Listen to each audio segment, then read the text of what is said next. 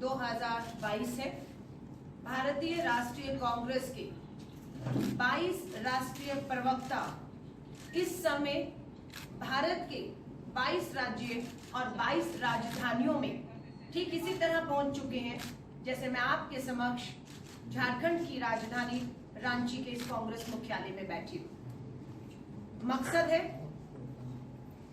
7 ऐसे सबूत और तस्वीरें हैं जो मैं आप मीडिया के माध्यम से झारखंड और देश के लोगों के सामने सच्चाई रखना चाहती हूं। वो 7 तस्वीरें, 7 सच्चाई क्या है वो मैं आपको बताऊंगी। आज का हमारा जो हेडलाइन है, भाजपा का आतंकवादियों से नाता है। भाजपा का आतंकवादियों से नाता है, यह रिश्ता क्या कहलाता है? ये प्रश्न चिन्ह और ये सवाल हम आप मीडिया के माध्यम से भाजपा की सरकार और उसके शीर्ष नेतृत्व से पूछना चाह रहे हैं कि हमें लगता है, नहीं हमें लगता नहीं है और कोई आरोप नहीं है, हमारे पास सबूत है कि भाजपा के शीर्ष नेतृत्व के रिश्ते, देश में जो आतंक का माहौल बना हुआ है या सरहदों पर जो आतंकियों से चुनौतियां हमें मिल रही हैं, उसमें भाजपा पूरी तरह से शामिल है। मैं एक एक करके वाक्य का जिक्र करती हूँ। ये 7 कौन से खुलासे हैं, ये 7 कौन सी तस्वीरें हैं जो मैं आपके सामने रखने जा रही हूँ, क्योंकि हमारा मानना है कि भाजपा राष्ट्रवाद की आड़ में, फर्जी राष्ट्रवाद है उनका, उसकी आड़ में देश को सांप्रदायिकता की, आतंकवाद की, हिंसा की आग में झोंक रही। पहला उदाहरण मैं शुरू करती हूँ राजस्थान कांग्रेस की सरकार, अशोक गहलोत सरकार है। उदयपुर में कोई छोटी मोटी घटना नहीं, आतंकी घटना होती है। आतंकी का नाम है मोहम्मद रियाज अंसारी। मोहम्मद रियाज अंसारी भाजपा की राष्ट्रीय प्रवक्ता नुपुर शर्मा, जिसे भाजपा ने बाद में फ्रिंज एलिमेंट बताकर पूरे विश्व से जो दबाव बना, उसके चलते, दबाव के चलते, मर्जी से नहीं, दबाव के चलते अपनी राष्ट्रीय प्रवक्ता नुपुर शर्मा को पार्टी से बाहर करते हैं और उसे फ्रिंज एलिमेंट बताया जाता है। ये तो आग भड़कती है। उसी आग के तहत मोहम्मद रियाज अंसारी उदयपुर में एक टेलर जिनका नाम कन्हैया लाल है, कन्हैया लाल जी की सरेआम दिन दहाड़े हत्या कर देता है। क्यों? क्योंकि कन्हैया लाल जी ने नुपुर शर्मा के बयान का, एक धर्म विशेष के खिलाफ दिए गए बयान का समर्थन कर दिया था। इसलिए मोहम्मद रियाज अंसारी ने उनकी हत्या कर दी। अब बात है कि मोहम्मद रियाज अंसारी है कौन? मैं आपको बताना चाहती हूँ, ये भाजपा का सक्रिय कार्यकर्ता है और इनके संबंध किसी और से नहीं। जब राजस्थान में भाजपा की सरकार थी, वसुंधरा राज्य मुख्यमंत्री थी, तब उस सरकार में गृह मंत्री जो थे, जिनका नाम है गुलाब चंद कटारिया, भाजपा के कद्दावर नेता, राज्य के गृह मंत्री रहे गुलाब चंद कटारिया, इस मोहम्मद रियाज अंसारी के उनके साथ करीबी संबंध रहे। गुलाब चंद कटारिया भाजपा के नेता के दामाद की फैक्ट्री में काम भी करता है। अब मैं आपको इनकी हकीकत और तस्वीरें दिखा रही हूँ। ये आप ऊपर देखिए, ये है कन्हैया लाल का हत्यारा मोहम्मद रियाज अंसारी, और भाजपा की सदस्यता ये ले रहा है। ये दूसरी तस्वीर है कन्हैया लाल के, उसी उदयपुर में कन्हैया लाल के उसी हत्यारे की, और ये साथ में है भाजपा के राजस्थान के पूर्व गृह मंत्री गुलाब चंद कटारिया। ये संबंध है। ये तस्वीरें जरूर इनकी सामने आने को नाम नहीं लूंगी, आप सब जानते हैं। उनकी एंकर भाजपा की लाइन, सांप्रदायिकता की, नफरत की लाइन लेती है। चैनल उनका, एंकर उनकी, प्रवक्ता भाजपा की नुपुर शर्मा, एजेंडा हिंदू मुस्लिम, धर्म विशेष के खिलाफ नफरत, हत्या, जिसकी हत्या होती है वो नुपुर शर्मा के बयान का समर्थन करता है, और जो हत्यारा है वो भी कोई और नहीं, इन्हीं का कार्यकर्ता है। अभी और तस्वीरें मैं पत्रकार साथियों को कहूंगी, रुकिएगा। अभी बड़े खुलासे, बड़ी सच्चाई लानी। अब देश पूछना चाहता है कि भाजपा के कन्हैया लाल के हत्यारे मोहम्मद रियाज अदारी के साथ संबंध है या अभी भी वो इनकार करेंगे कि वो नहीं जानते हैं, उनके कोई संबंध नहीं है, वो भाजपा का कार्यकर्ता नहीं है। अशोक गहलोत सरकार पे सवाल उठे। हमें गर्व है, फख्र है कि अशोक गहलोत सरकार ने जब कन्हैया लाल की हत्या हुई 4 घंटे के भीतर अपराधियों को, दोषियों को, आतंकियों को पकड़ा 4 घंटे के भीतर, और जिन पुलिस कर्मियों ने पकड़ा उनको सम्मानित किया, जिन्होंने लापरवाही बरती उन बड़े अधिकारियों को बर्खास्त कर दिया गया। अशोक गहलोत जी कन्हैया लाल के परिवार को उसी दिन जाकर मिलते ही नहीं है, उन्हें 51 लाख रुपए की इस परिवार को आर्थिक मदद देते हैं। कन्हैया लाल जी के दोनों बेटों को सरकारी नौकरी मिल चुकी है, नोट आ चुका है सरकारी कि उन्हें सरकारी नौकरी दी जाती है। उनकी पत्नी को की जो मांग है फांसी होनी चाहिए, फास्ट ट्रैक कोर्ट के गठन करके सुनवाई शुरू हो चुकी है। फास्ट ट्रैक कोर्ट में फांसी की मांग, और मुझे पूरी उम्मीद है 1 महीने के भीतर फास्ट ट्रैक कोर्ट सुनवाई करके कन्हैया लाल जी के इस हत्यारे भाजपा के कार्यकर्ता मोहम्मद रियाज को फांसी के तख्त पर पहुंचाकर कन्हैया लाल के परिवार के साथ न्याय करेंगे। ये कांग्रेस है, और आज खुशी है कि उदयपुर हो, राजस्थान हो, लोगों ने अपनी सरकार, चुनी हुई सरकार, उसके मुख्यमंत्री पर विश्वास किया और वहां इस जांच के लिए भेजेंगे। हमने उसका स्वागत किया। राजस्थान की अशोक गहलोत ने उसका स्वागत किया कि हम इस उदयपुर की इस आतंकी वारदात, हत्या कन्हैया लाल जी को न्याय दिलाने के लिए NIA का स्वागत करते हैं। हमें तब तक नहीं मालूम था कि अमित शाह जी NIA क्यों भेज रहे हैं। जब खुलासे हुए, ये तस्वीरें सामने आई, तो पता लगा कि वो पर्दा डालने के लिए, अपने नेता गुलाब चंद कटारिया को बचाने के लिए, जिससे पूछताछ हो सकती है कि उनके क्या संबंध है, जिन्होंने इनको कार्यकर्ता बनाया। 4 साल से वो कार्यकर्ता था, आपके भाजपा कार्यालय में आ रहा था, आपके नेताओं से मिल रहा था, केंद्रीय नेताओं से मिल रहा था। तो इसलिए NIA को बीच में डालकर हमें अब ऐसा लगता है कि केंद्र की सरकार इस पूरी जांच को भटकाकर हत्यारों को, दोषियों को और अपने नेताओं को बचाना चाहती है। अब मैं आगे देख रहे हैं जम्मू कश्मीर के अंदर अमरनाथ यात्रा चल रही है, श्रद्धालु वहां पर पहुंच रहे हैं, जिनको हमने अभी श्रद्धांजलि भी दी। अब यहां बड़ा खुलासा होता है कि उस जम्मू कश्मीर के श्रद्धालुओं पर आतंकी हमले की साजिश हो रही थी। हमारी मुस्तैद सेना ने, बहादुर सेना ने बिल्कुल सतर्कता दिखाते हुए एक आतंकी जिसके संबंध लश्कर-ए तैयबा से हैं, उसे पकड़ लिया।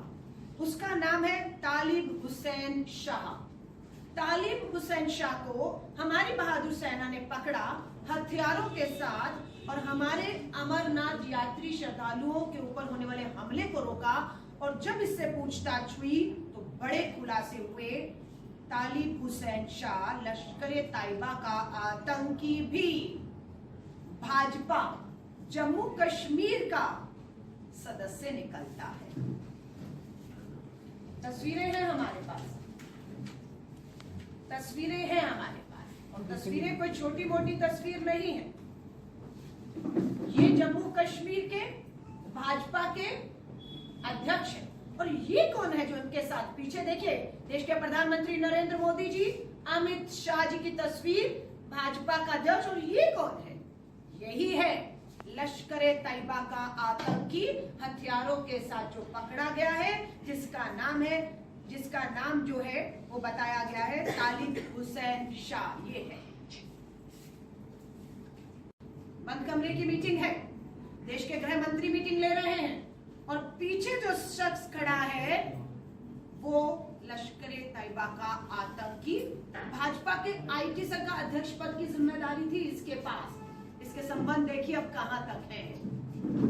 ये देश के लिए खतरा है या नहीं, देश की सुरक्षा के साथ ये कितना बड़ा खिलवाड़ है कि वो देश के गृह मंत्री तक पहुंचता है, भाजपा के नेताओं तक पहुंचता है, उसकी केंद्र से लेकर जम्मू कश्मीर तक पहुंचे सारी खुफिया जानकारियां भाजपा के नेताओं से मिलकर ये लेकर आतंकियों को दे रहा होगा या नहीं दे रहा होगा। या जिनको ये हथियार, जिन्होंने इस आतंकी को हथियार दिए, क्या उन तक ये जानकारियां पहुंचा रहा था इनसे लेकर या नहीं? ये देश सवाल पूछ रहा है। आपको लगता है कि ये बिल्कुल मामूली सी बात है, कोई बड़ी बात नहीं? देश के गृह मंत्री के पीछे लश्कर तैयबा का आतंकी खड़ा है तो कोई बात नहीं। आप कहते हैं हम नेता हैं, भीड़ में जाते हैं, जनसभा करते हैं, लोग तस्वीर खींच जाते हैं, बिल्कुल ठीक है। मैं भी चुनाव लड़ी, जीती, विधायक रही, बहुत लोग भीड़ में आते हैं, तस्वीर खिंचाते हैं, पर देश के गृह मंत्री के करीब कौन पहुंच रहा है, उसके कार्यालय कौन पहुंच रहा है, उनके दफ्तर कौन पहुंच रहा है, घर, सबकी पूरी जानकारी खुफिया विभाग रखता है, तब उनकी पहुंच यहाँ तक होती है, यूं ही नहीं होती। वो भाजपा IT सेल का है और ये अभी ये चेहरे हैं जो पकड़े गए हैं। ये तीसरी घटना है, यहाँ पर भी एक खुलासा। मीडिया रिपोर्ट से पता लगा कि महाराष्ट्र में भी भाजपा की राष्ट्रीय प्रवक्ता फ्रिंज एलिमेंट जो अभी भगोड़ी है, भागी हुई है, पुलिस के पकड़ में नहीं आ रही है। कहां है किसी को नहीं पता है। जिन्होंने इनकी सच्चाई सामने लाने का काम किया वो सारे ईमानदार, सच्चे, देशभक्त पत्रकार पुलिस की गिरफ्त में हैं और जेल भेजे गए। लेकिन जिन्होंने ये देश में आग लगाने की काम की वो अभी तक गिरफ्त से बाहर है। मीडिया में खुलासा होता है कि अमरावती महाराष्ट्र में भी केमिस्ट उमेश कोले की हत्या कर दी जाती है। महाराष्ट्र में खबर सामने क्यों नहीं आई? क्योंकि उस समय सत्ता को गिराने का एक षड्यंत्र खेल चल रहा था। इसकी प्राथमिकता पर उमेश कोले की हत्या नहीं थी, प्राथमिकता पे सरकार बनाना था और एक लोकतांत्रिक सरकार को गिराना था। जब काम हो गया तो अब बोला कि चलिए अब महाराष्ट्र के अमरावती में केमिस्ट उमेश कोहली की हत्या को भी अब राजनीतिक सांप्रदायिक रंग देकर धार्मिक उन्माद करते हैं। और इसमें सबसे पहले आगे दिखी निर्दलीय सांसद नवनीत राणा और उनके पति रवि राणा, जिनको अभी धार्मिक धर्म को राजनीतिक हथकंडा बनाकर देश में जो धार्मिक उन्माद करना चाहती थी पति पत्नी की जोड़ी, उन्हें जेल भेजा गया। बाहर आते ही उन्होंने इस मामले को उठाया कि अमरावती में उमेश कोहली की हत्या जिसने की है उसका नाम है इरफान खान। जब पता लगा कि इरफान खान ने हत्या की है, हमने मांग की कि महाराष्ट्र में भाजपा की अब सरकार है शिवसेना के साथ, जो दल अलग हुआ है, हम मांग करते हैं उदयपुर राजस्थान की तर्ज पर इन्हें भी फास्ट ट्रैक कोर्ट में केस चलाकर फांसी के तख्ते पर पहुंचाया जाए। लेकिन पता लगता है एक राष्ट्रीय चैनल है, आप कहेंगे तो मैं नाम लूंगी, नहीं तो एक राष्ट्रीय चैनल ने खुलासा किया है कि ये जो अमरावती की हत्या हुई है उसका मास्टरमाइंड इरफान खान के निजी संबंध हैं, पारिवारिक संबंध, पारिवारिक मतलब आना जाना है। किसके साथ है? नवनीत राणा और उनके पति रवि राणा के साथ। राणा दंपति का बीजेपी से नाता है, किसी से छिपा नहीं है। और इरफान खान की तस्वीरें, पोस्टर उस राष्ट्रीय चैनल ने जारी की हैं कि ये इरफान खान जो हत्यारा है, आतंकी है उमेश कोहली की हत्या का, इसने इस राणा दंपति के लिए चुनावों में पूरी तरह प्रचार और प्रसार भी किया है। रखना है, तुम्हें गर्दन काटनी है और जिसकी गर्दन कटेगी उस पर हम राजनीति पति पत्नी करेंगे, क्योंकि भाजपा ये चाहती है देश में माहौल बनाना जिसमें ये दोनों दंपति मदद कर रहे थे। अब आ जाइए तीसरी के बाद चौथा खुलासा। वर्ष 2020 में याद करिएगा, जम्मू कश्मीर में आतंकियों को हथियार मुहैया कराए गए थे। ये खुलासा किसने किया? हमारी भारत की बहादुर सेना ने 2020 में जम्मू कश्मीर में भारी तादाद में आतंकियों से हथियार बरामद किए। और जब पूछताछ हुई तो सेना ने बताया कि भाजपा के ही पूर्व नेता, सुनिएगा मैं नहीं कह रही, खुलासा हुआ, सेना ने पकड़े हथियार और पकड़े के पूछताछ में बताया कि भाजपा के पूर्व नेता एवं सरपंच, नाम है ताहिर अहमद मीर, को गिरफ्तार किया गया। समझ रहे हैं कौन गिरफ्तार होता है? जम्मू कश्मीर में भाजपा का सरपंच ताहिर अहमद मीर को गिरफ्तार किया गया। और ताहिर अहमद मीर भाजपा का जो सरपंच जीतता है उसके सेना ने जांच में पाया हिजबुल कमांडर नावेद बाबू के साथ संबंध है और ये उस हिजबुल कमांडर नावेद बाबू को हथियार पहुंचा रहा था, जो आतंकियों की मदद करने वाले। और वो किसको पहुंचा रहा था? याद है पुलवामा 2019 में, पुलवामा में हमारे 40 बहादुर जवानों को RDX लाकर उड़ा दिया जाता है। और जांच की बात जब आती है तो वहां के तब के डीएसपी देवेंद्र सिंह को सेना दोषी पाती है। देवेंद्र सिंह को पकड़ा जाता है तारिक अहमद मीर के साथ, जो भाजपा का सरपंच है। और खुलासा होता है कि तारिक अहमद मीर और डीएसपी देवेंद्र सिंह ने ही मिलकर हिजबुल के कमांडर नवेद बाबू को हथियार पहुंचाए और उसी ने पुलवामा की इस घटना को अंजाम दिया है। ये खुलासा मैं नहीं कर रही हूं, किसने किया? एनआईए ने जब 2020 में खुलासा किया, डीएसपी देवेंद्र सिंह को नहीं होती है। 40 जवान शहीद हो गए, उनका बदला लिया जाता है? नहीं लिया जाता है। क्या हुआ देवेंद्र सिंह यादव का, देवेंद्र सिंह का, डीएसपी का? क्या हुआ तारिक अहमद मीर का? रिहा कर दिया गया, बाइज्जत रिहा। क्यों? क्योंकि कहा देश की सुरक्षा को खतरा है। ये जांच अगर आगे बढ़ी पुलवामा में कि तो देश की सुरक्षा को खतरा हो जाएगा, इसलिए देश हित में, कभी सुना है, देश हित में आतंकियों के खिलाफ शुरू की गई जांच को बंद कर दिया जाता है और देश सवाल नहीं करता, भूल जाता है देश। इसलिए वो सवाल दोबारा हम आपके सामने लेकर आए। नहीं होती है। 40 जवान शहीद हो गए, उनका बदला लिया जाता है? नहीं लिया जाता है। क्या हुआ देवेंद्र सिंह यादव का, देवेंद्र सिंह का, डीएसपी का? क्या हुआ तारिक अहमद मीर का? रिहा कर दिया गया, बाइज्जत रिहा। क्यों? क्योंकि कहा देश की सुरक्षा को खतरा है। ये जांच अगर आगे बढ़ी पुलवामा में कि तो देश की सुरक्षा को खतरा हो जाएगा, इसलिए देश हित में, कभी सुना है, देश हित में आतंकियों के खिलाफ शुरू की गई जांच को बंद कर दिया जाता है और देश सवाल नहीं करता, भूल जाता है देश। इसलिए वो सवाल दोबारा हम आपके सामने लेकर आए। नहीं होती है। 40 जवान शहीद हो गए, उनका बदला लिया जाता है? नहीं लिया जाता है। क्या हुआ देवेंद्र सिंह यादव का, देवेंद्र सिंह का, डीएसपी का? क्या हुआ तारिक अहमद मीर का? रिहा कर दिया गया, बाइज्जत रिहा। क्यों? क्योंकि कहा देश की सुरक्षा को खतरा है। ये जांच अगर आगे बढ़ी पुलवामा में कि तो देश की सुरक्षा को खतरा हो जाएगा, इसलिए देश हित में, कभी सुना है, देश हित में आतंकियों के खिलाफ शुरू की गई जांच को बंद कर दिया जाता है और देश सवाल नहीं करता, भूल जाता है देश। इसलिए वो सवाल दोबारा हम आपके सामने लेकर आए। ये 5वां खुलासा मध्य प्रदेश का 2017 में, पता नहीं आपकी जानकारी में आया या दबा दिया गया मामला। 2017 में मध्य प्रदेश की एटीएस की टीम ने, एंटी टेररिस्ट जो टीम रहती है, अवैध टेलीफोन एक्सचेंज का पर्दाफाश किया था कि पूरा अवैध तरीके से टेलीफोन एक्सचेंज चल रहा है और आईएसआई के 11 संदिग्धों को गिरफ्तार कर लिया गया था। उस पूरे टेलीफोन एक्सचेंज, हमारी जो खुफिया जानकारी है, बातचीत है, उस सारी खुफिया जांच, बातचीत, सुरक्षा की चीजों को इस टेलीफोन एक्सचेंज जो भाजपा शासित राज्य मध्य प्रदेश में चल रहा था और 11 लोगों को गिरफ्तार किया जाता है, उसके संबंध पाकिस्तान से सीधे जोड़े जाते हैं। उसको चलाने का काम भी ये शख्स है। इसका नाम है ध्रुव सक्सेना। ध्रुव सक्सेना भी भाजपा आईटी सेल का अध्यक्ष था। मध्य प्रदेश सरकार, शिवराज सिंह चौहान मध्य प्रदेश के मुख्यमंत्री के साथ सीधे संबंध, आना जाना, जानकारी लेना देना सब ये करते थे। उनकी खबरों को चलाने का काम ये ध्रुव सक्सेना करते थे। इनका भी अरेस्ट हुआ। कब?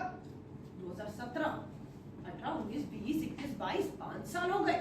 जीरो टॉलरेंस आतंकवाद, देश के गद्दार। फांसी होनी चाहिए थी या नहीं, मामला ही कहां है ठंडे बस्ते में। 2017 से 2022 आ गया, नहीं मालूम है इसका। जनता के बीच ले जाएंगे, लोकतंत्र की हत्या नहीं होने देंगे, देश की सुरक्षा से कोई खिलवाड़ नहीं होने देंगे। आ जाइएगा, 7 में से 5 बता दिए। छठा खुलासा 2017 की ये मध्य प्रदेश की घटना है और उसके 2 साल बाद फिर, क्योंकि पहले में जब कुछ नहीं होता उसलिए बुलंद होते हैं अपराधियों के, देश के गद्दारों के, देश को धोखा देके कमजोर करने वालों के। 2019 में मध्य प्रदेश में ही टेरर फंडिंग, यानी कि जो आतंकी वारदात को देश में अंजाम देते हैं उनको फंड किया जाता है, हथियार दिए जाते हैं, पैसा दिया जाता है। टेरर फंडिंग के आरोप में एक शख्स गिरफ्तार होता है। वो शख्स कौन निकलता है? उसका नाम है बलराम सिंह। कौन है बलराम सिंह? जो टेरर को फंड कर रहा है, क्योंकि सरकार है उसकी, पैसा उसके पास है और वो पैसा फंडिंग टेरर को हो रही है। नाम है बलराम सिंह। जांच में पता लगता है बलराम सिंह कोई और नहीं, भाजपा के ही एक विंग बजरंग दल का नेता है। बजरंग दल का नेता निकलता है ये भी, जो टेरर फंडिंग कर रहा था और पैसा सरकार है, हम तो कह रहे हैं सरकार दे रही थी उसको। बजरंग दल के नेता को तभी वो आतंकियों को आतंकी वारदात के लिए देश में दे रहा। सातवीं घटना, सातवां खुलासा बेनकाब कर रहे हैं एक के बाद एक भाजपा को, क्योंकि हमारा आतंकवादियों से नाता है। ये जो मैंने सबूत दिए, अभी भी आप इनकार करेंगे? नहीं, कोई लेन देन नहीं, कोई नाता नहीं है, कोई जांच नहीं, कोई सबूत नहीं है। भाजपा का आतंकवादियों से नाता है, ये रिश्ता क्या कहलाता है। आइए असम ले चलती हूँ अब आपको।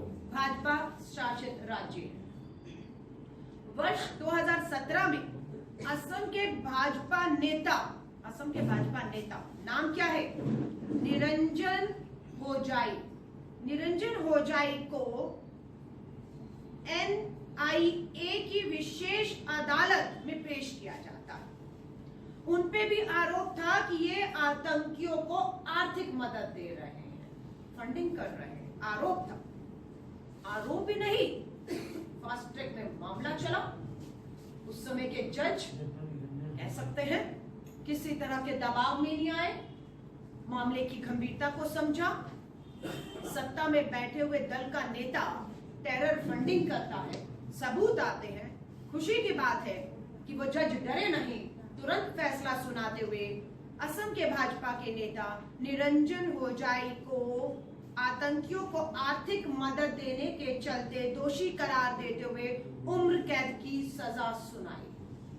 गूगल करिएगा, क्या ये सच है कि वो भाजपा का नेता था? क्या सच है कि टेरर को फंडिंग करने के चलते उन्हें उम्र कैद हुई? उन्हें 1000 करोड़ के वित्तीय घोटाले, 1000 करोड़, हम नागरिक 1000 रुपया भी शायद किसी को देना उधारी आज की महंगाई में मुश्किल होगा, लेकिन वो 1000 करोड़ का वित्तीय घोटाला टेरर फंडिंग में दोषी पाया गया। उसकी फंडिंग से मिले पैसों से आतंकियों को सबूत पेश किए गए, हथियार खरीद कर दिए गए, जिसका इस्तेमाल कहां हुआ? दूसरे देशों में, दुश्मन देशों में आतंक फैलाने के लिए नहीं, अपने ही देश, अपने ही भारत देश में सत्ताधारी पार्टी, उसके नेता टेरर फंडिंग करके हथियार लेकर अपने देश में ही एक के बाद एक ऐसी घटना कर रहे हैं जिससे देश का माहौल खराब हो सके। जो है सिद्ध आतंकियों को टिकट देती भी है, आतंकी दोषी करार दिया गया है। इसी भारतीय जनता पार्टी ने मसूद अजहर के शागिर्द, मसूद अजहर बताने की जरूरत नहीं है, कंधार तक छोड़कर आई थी जब भाजपा की सरकार थी। दिल्ली के तिहाड़ से लेकर कंधार छोड़ने गई थी बाइज्जत, जैसे कोई अपने दामाद को घर आता तो बाद में विदा करता।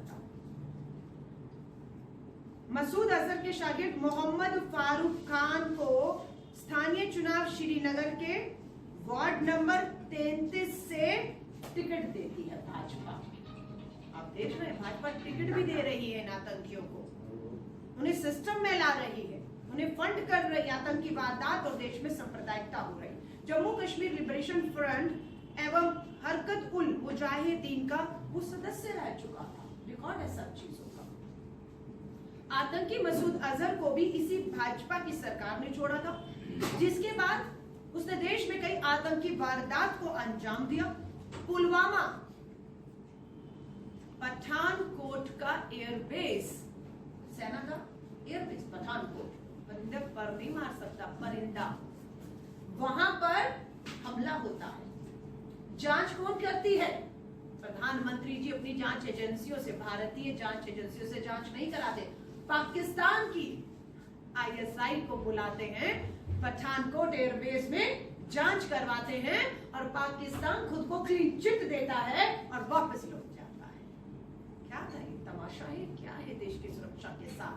या हमारे शहीद जवानों के साथ इससे बड़ा धोखा, गद्दारी क्या होगी कि आप ये करते हैं। और पुलवामा में 300 किलो RDX कब कैसे कहां पहुंचा, जांच को ठंडे बस्ते में डालकर सभी दोषियों को बचा दिया गया। और हमारे वो परिवार जिनके परिवारों से जवान मां भारती की सेवा के लिए गए थे, शहीद हो गए, आज भी मुझे लगता है उनकी आत्माएं न्याय मांग रही होगी, देश के साथ गद्दारी करने वालों को लिए सजा मांग रही होगी। और यही मांग आज अपील भारतीय राष्ट्रीय कांग्रेस की हम 22 प्रवक्ता देश के 22 राजधानियों में यही मांग कर रहे हैं। अपील करते कि भाजपा के खोखले राष्ट्रवाद को पहचानिए। हमने बेनकाब किया, अब आपकी मदद चाहिए कि देश के लोगों तक सच्चाई पहुंचे।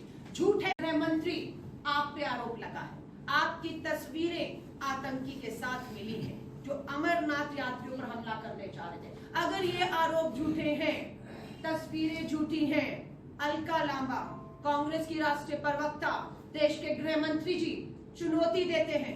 22 राज्य में 22 भारतीय राष्ट्रीय कांग्रेस के प्रवक्ता इस समय प्रेस वार्ता करके आपको बेनकाब कर रहे हैं। अगर आपको लगता है हम झूठ बोल रहे हैं, गिरफ्तार करिए हमें, गिरफ्तार करिए हमें। 22 के राज्यों में अपनी पुलिस भेजिए। और बहुत से राज्य ऐसे हैं, गुजरात, मध्य प्रदेश, बहुत से राज्य में कहूंगी, उत्तराखंड, गोवा, जहां पर आपकी सरकारें हैं। अगर ये आरोप, ये तस्वीरें झूठी हैं, हम देश को गुमराह कर रहे हैं, हमें गिरफ्तार करिए, हम जेल जाने को तैयार। और अगर आपके पास आज तक, क्योंकि प्रधानमंत्री मोदी जी भी ने अभी तक अपनी देश में हो रही हिंसा, सांप्रदायिक हिंसा पर अपनी जुबान नहीं खोली है। प्रधानमंत्री जी की ये चुप्पी कहीं ना कहीं एक सहमति दिखती है कि हाँ, उनकी सरकारों का, उनके नेताओं का आतंकियों के साथ देश में सांप्रदायिकता का माहौल बनाकर, माहौल खराब करके, हिंदू मुस्लिम एक दूसरे की गर्दन कटवाकर राजनीतिक लाभ मिल रहा हो। इसलिए आपने प्रधानमंत्री मोदी जी अभी तक देश में शांति की, प्यार भाईचारे की एक भी अपील नहीं की है।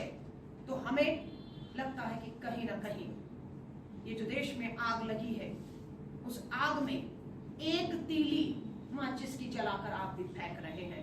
वो माचिस की तीली आपकी चुप्पी है, आपको बोलना होगा। देश में आकर जो गंभीर आरोप, जो गंभीर सवाल भारतीय राष्ट्रीय कांग्रेस ने आज उठाए हैं, उन पे जवाब देना होगा। रास्ता मात्र 2 है, झूठे हैं, हमें जेल दीजिए, सच है, देश के सामने आइए, जवाब दीजिए।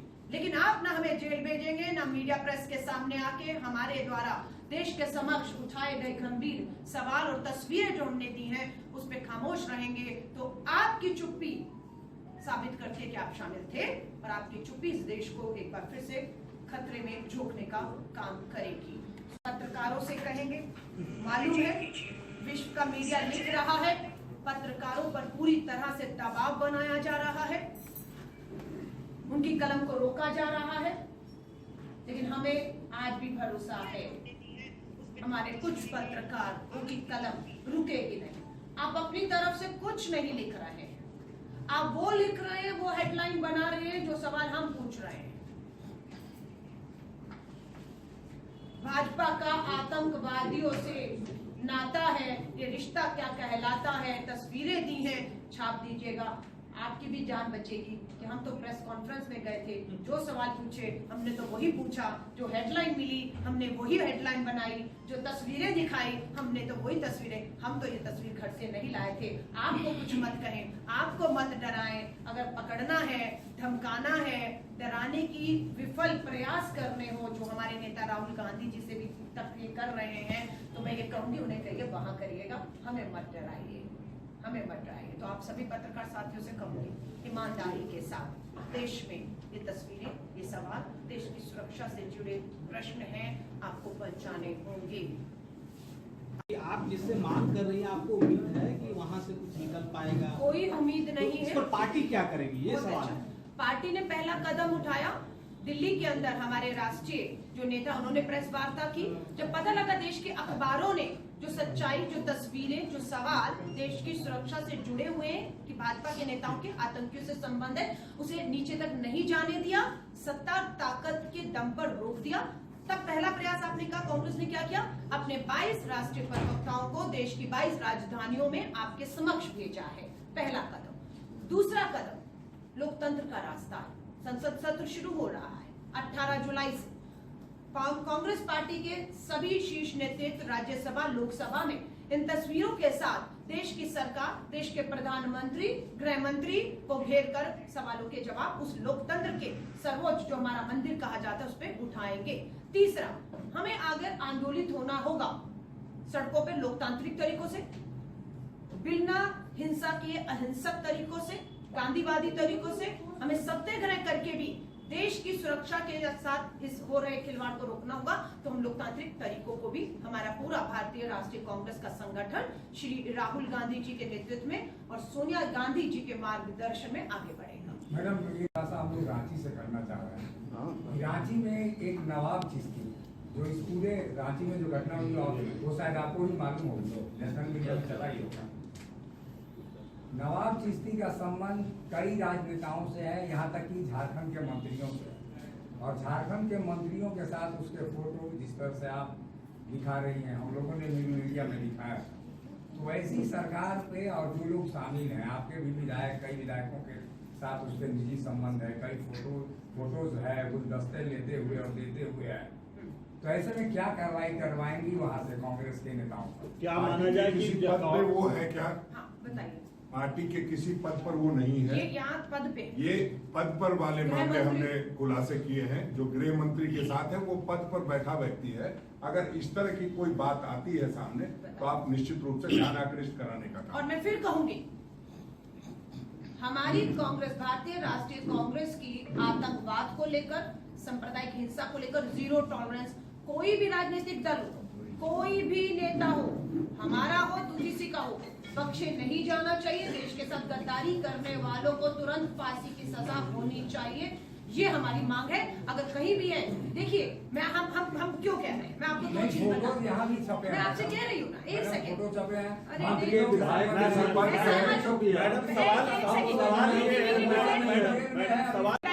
प्रेस वार्ता है,